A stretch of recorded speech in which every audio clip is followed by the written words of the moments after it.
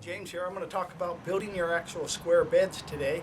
My beds are going to be 4 feet wide by 8 feet long, so I went down to the lumber yard and I picked out some cedar. I prefer using cedar. Redwood is not as renewable of a source, and cedar is very long lasting. It's untreated wood, which I think is very important. You don't want the chemicals leaching into your vegetable garden.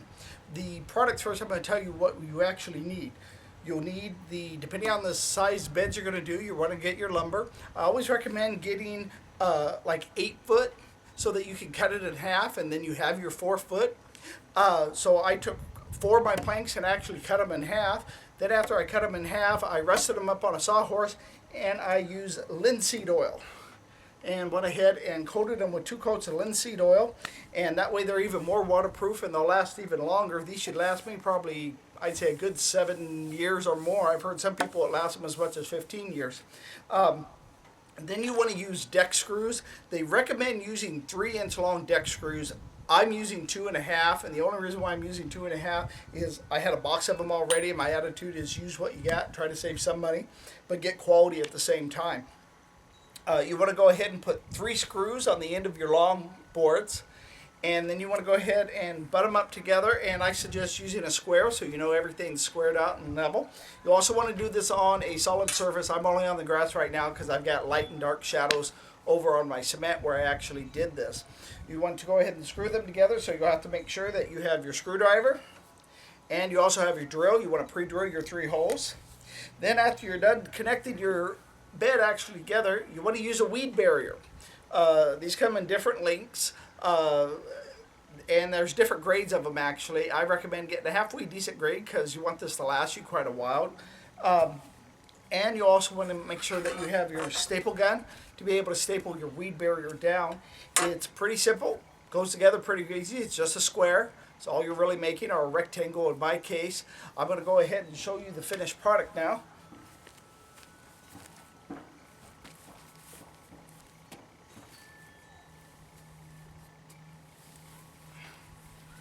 Okay, here it is with the weed barrier. One thing I do want to recommend is that your wood has a rough and a soft side usually to it, depending on the lumber you buy.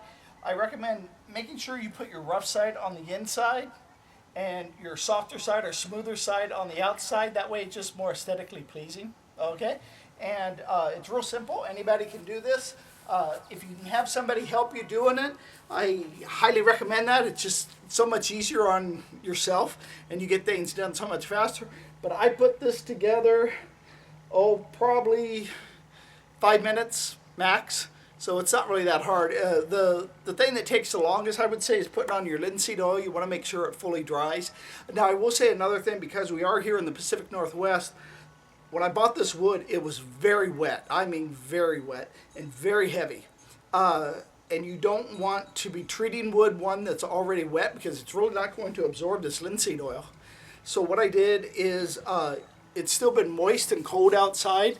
And what I did is I took a couple of sawhorses, laid the wood out on the sawhorses, and stuck an electric radiator underneath it and put that in my garage. It took about, 2-3 days per 6 pieces of wood, because I could only fit about 6 pieces on the sawhorse. So in a week's time, I had them fully dried, ready to take the linseed oil, and they were done. So now the next thing we're going to go into, the next video will be about making Mel's Mix. All right, here we go. Thanks.